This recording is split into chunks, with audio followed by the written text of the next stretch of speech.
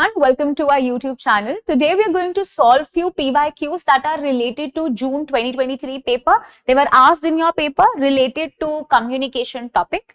So June 2023 communication topic. Which of the following are the areas that have implications because of technological convergence? So what do you mean by technological convergence? You need to know that. Then this question would be easy. Options: aggressive communication strategies, communication content, work of the communication professionals, and structure of different public. Last is structure of communication organizations. So what do you mean by technological convergence? Technological convergence is when new technologies were there, but now they are created in a different manner and new technologies are using the old traditional technologies. So technological convergence is when new technologies are created that are taking over the past technologies. So for doing a specific purpose, one different technology was there, but now 3 to 4 activities can be done by using one technology. For example, you used to listen to music in a radio and you can watch certain things on say maybe your phones, but now you can do the same thing by using smartphones that you have. So this is how different technologies are coming together and a new hybrid and a better form of technology is there. So internet can be a good example, your phones can be a good example of technological convergence. The right answer would be D. Let us look at this. B, C and D is the right option. B, C and E is the right option. Let us look here. Aggressive communication strategies, that is not the right answer, right? Because it is not an implication. If technological convergence would happen, aggressive communication strategy nahi hoga. Right? Communication content would become better. People would come forward and they will of course get more information. B would be the right answer. Work of communication professionals would improve and the structure of communication organization is also taken into consideration. So it is B, C and E. Let us move forward. Now this type of question was asked firstly in your June 2023, and now we see that the trends are of course changing and these huge questions are nowadays asking so that they can trick you guys into and they can of course trap you in these statement questions. So let us look at this question. If Aryan goes to a coffee shop every week with his friends to discuss their travel plans and life goals, then by inviting her friends for coffee, Aryan has set up an exception that is certain sort of expectation that a certain sort of communication will occur. तो वो किस तरीके की expectation की communication होगा उसके बारे में बात करते हैं. So what would be the correct context here? Which type of the context of communication is seen in this statement or this situation that you have? Is it physical context, social, psychological context, temporal context, or none of the above? I'll read again. If Aryan goes to a coffee shop every week with his friends to discuss their travel plans and life goals, so they are discussing about their life goals and their travel plans, then by inviting her friends to the coffee shop, Aryan is setting what kind of expectation? So the right answer would be C, that is the temporal context that is set here. How is C the right answer? Let us see.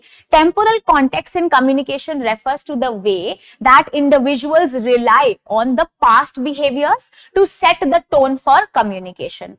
For example, you see that Sam's family eats the dinner every night at 9 p.m. They have a traditional taking on the turn and they share something and they do it daily at that particular time. So it's a kind of a setting. It is coming from generations. They are following the same thing. From a lot of time they are doing the same thing. So it's the temporal thing. It's the time. It's the context that is important. They are sharing and they are referring to their own past behaviors and this is stating the temporal context of the communication. Then two statements are given here. Statement 1, statement 2. The semiotic approach considers communication as the production and exchange of meanings.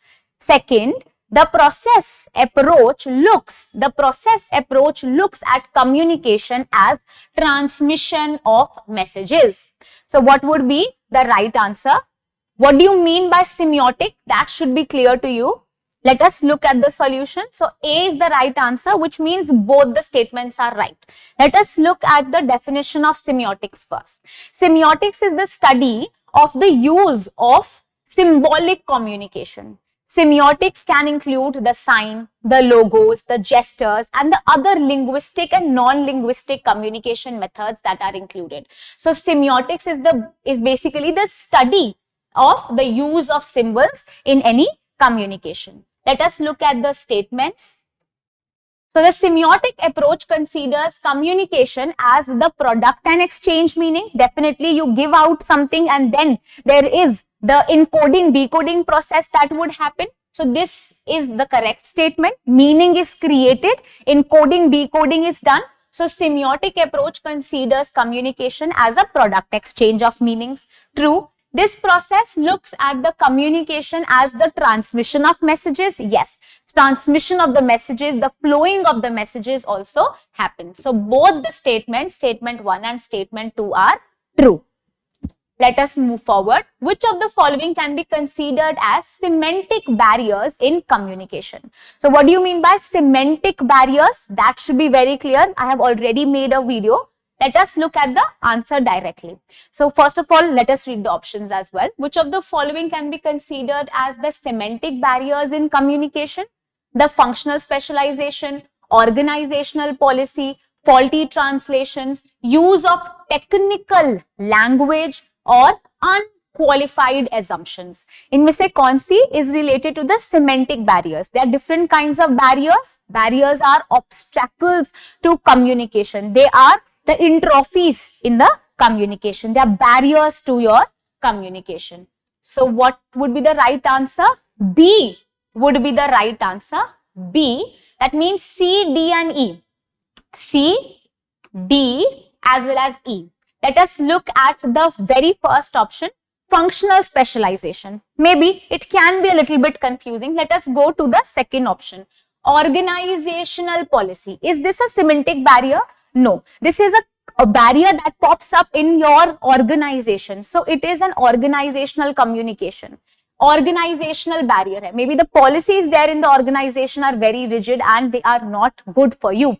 So B would definitely not be the right answer. So you will see that all the options have B in them. That means they will be deleted. So now the right answer would be what? B would be the right answer.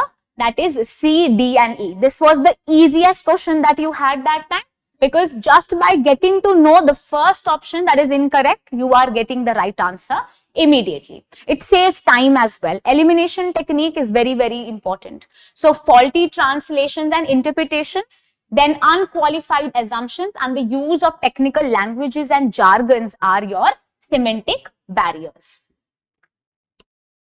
Then we have this question, and it was an interesting question again. Statement 1, the Hindu view of communication is based on the precept that reality is undivided.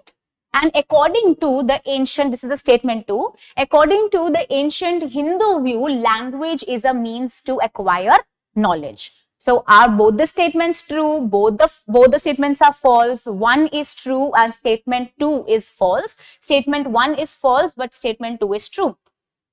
So the right answer is A. Let us look at the statements again.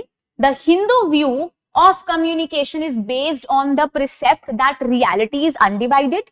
Definitely true, right? The Hindu philosophy actually recognizes an underlying unity and non-duality that is there, and we call it as the Brahman. So we have this wide knowledge and there is this Brahman, and the basic unit of understanding that is the language. So you understand, you gain knowledge because you have language. You communicate, you understand, you interact because you have knowledge, right? So in ancient Hindu philosophy, language, especially the sacred language such as Sanskrit, is considered as a very essential tool to gain and to express something. That is your knowledge, right?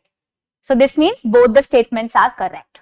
According to the ancient This is the last question and this is the homework for you guys as well. You can comment down below what would be the right answer.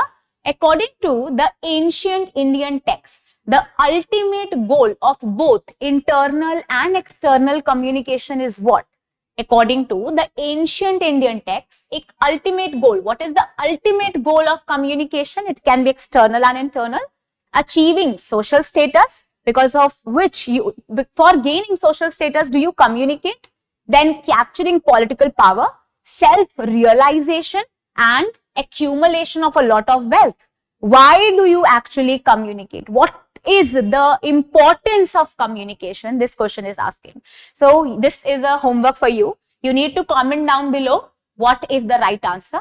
These were the questions that were asked in your June 2023, and you can see how the trends are changing and the questions are becoming very interdisciplinary and of course challenging. So if you have any doubt, you can ask me that in the comment section.